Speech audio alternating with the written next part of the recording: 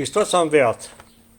Astăzi e duminica în care în calendar se poate citi că se cântă pe glasul 3 troparul în biserici. O să observați, dacă sunteți atenți, ce frumos text are.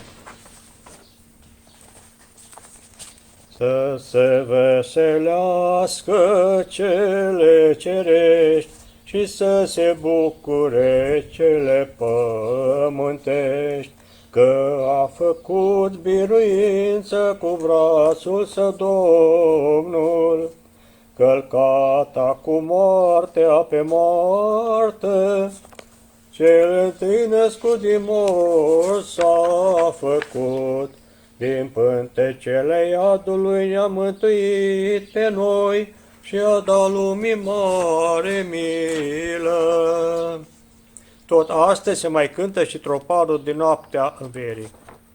Hristos a înviat din morți, cu moartea pe moarte, călcând și celor din morminte viață dăruind.